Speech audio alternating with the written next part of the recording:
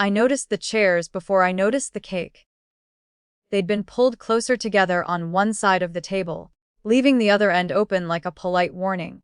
I took the far seat anyway, the one with a wobble in its back leg, because I've learned not to correct small things in rooms that prefer their stories intact. My birthday had become a ritual, the kind where everyone knows their lines.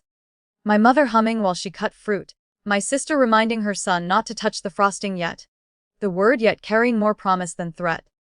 My father already irritated, already performing his irritation as a service, proof he still cared enough to be disappointed. I smiled when I arrived. It felt appropriate. It felt trained. The cake was chocolate, which meant someone remembered, or at least remembered once.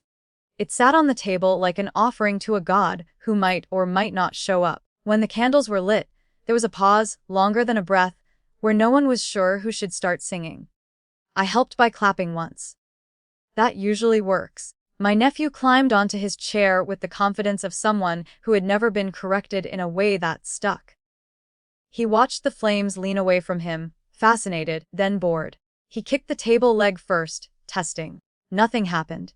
Then he kicked the cake. It slid slow enough for hope, fast enough to end it. The frosting collapsed into itself. Candles tipped. Chocolate smeared the white tablecloth my mother only used for holidays and occasions that pretended to be holidays. "Dad says you're worthless," my nephew shouted, delighted by the sound of it. He looked around, waiting for the laugh. It came from my father. Not loud. A short, surprised bark, like a reflex he hadn't trained out. My sister covered her mouth with 2 fingers, a half-smile trapped there. My mother didn't look at me. She looked at the cake. "Ignore him," she said, already gathering napkins. "He's just honest." Honest. The word settled into the room like dust. Everyone accepted it as if it explained something essential, something good. I smiled. I stood. I said, "I'll head out." My voice sounded even to me, which felt like a small success. No one stopped me. No one asked if I was okay. My father told my nephew to apologize to the tablecloth. Outside, the air was cooler than I expected. I sat in my car and waited for my hands to stop shaking before I turned the key. I drove without music. The silence pressed gently, like a hand on my shoulder that knew where it belonged. At home, I put my phone face down on the counter. I washed the smell of frosting from my hands. I noticed how tired I felt, not from the insult, but from the ease with which it fit into place. There's a particular exhaustion that comes from realizing you're carrying a story for other people, and they don't even notice the weight. The text came an hour later. "We're done with you." No punctuation. It read like a summary, like something decided long ago and only now written down. A minute after that, my sister liked it. I sat on the floor with my back against the cabinet and let the cool seep through my shirt. I didn't cry. That surprised me. Instead, I thought about the years I'd spent being useful. About how usefulness had been mistaken for love, and how love had been offered only as long as it stayed convenient. I thought about the accounts. It sounds worse than it is. Or better. I don't know. A few years back, after a scare and a long hospital stay, my father had asked me to help set things up properly. I work in systems. I know how to make sure bills get paid, how to keep everything visible and backed up. Permissions were granted. Safeguards installed. I had done it carefully, professionally, the way you do something when you don't expect gratitude but still want it done right. I hadn't touched any of it since. Not because I couldn't, because I didn't need to. I picked up my phone. I read the text once. I typed, then erased, then typed again. Perfect timing. I just froze your accounts. I didn't add anything else. No lecture. No explanation. I sent it and put the phone back on the counter, face down again.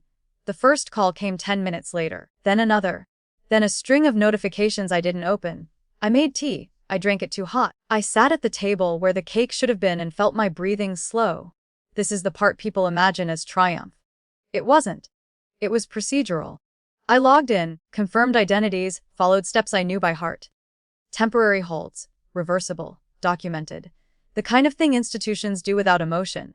The kind of thing that doesn't raise its voice. By midnight, my phone wouldn't stop ringing. My mother left a voicemail that started with my name and ended with my name, as if repeating it might summon the version of me she preferred. My sister texted paragraphs that collapsed into one idea: "You've gone too far." My father left nothing. His silence was louder than the rest. I didn't answer. I lay in bed and stared at the ceiling. I thought about the word honest and how often it's used as a substitute for kind. I thought about how power doesn't always look like shouting. Sometimes it looks like not correcting the record, like letting systems do what they're designed to do when trust breaks. In the morning, there were more messages. A bank notification, an email from a third party confirming receipt of my documentation. Authority, when it arrived, did so quietly, in fonts and timestamps and phrases like, effective immediately. I answered one call. Not my father's, not my sister's, my mother's. I don't understand why you do this, she said, and I could hear the kitchen in the background, the familiar clink of mugs. It was a joke. He's a child. I understand, I said. And I did. I understood the joke and the child in the room that had decided what was acceptable. I'm not punishing anyone. I'm stepping back. You're tearing the family apart, she said. I closed my eyes. No, I said. I stopped holding it together. She didn't reply to that. We sat in the quiet for a moment, connected by a line that had always expected me to do more work than it did. When we hung up, I felt lighter and heavier at the same time. Loss doesn't vanish because it's deserved. Relief doesn't erase grief. They live together, awkward roommates. By afternoon, the calls slowed, messages turned cautious. The systems remained paused. There were forms to be signed, processes to be followed. None of it was irreversible. All of it required something that had been missing for years: acknowledgement. I went for a walk. The city moved around me, indifferent and alive. I passed a bakery window with a cake in it, chocolate, thick frosting, and laughed out loud, a short sound that surprised me. Discovering your worth isn't a speech. It's not a confrontation that ends with applause. It's a series of small decisions that stop betraying yourself for the sake of harmony. It's realizing that loyalty, when it becomes transactional, isn't loyalty anymore. It's a job you were never paid for. That night, my phone was quiet. I slept deeply. Not happily, but honestly.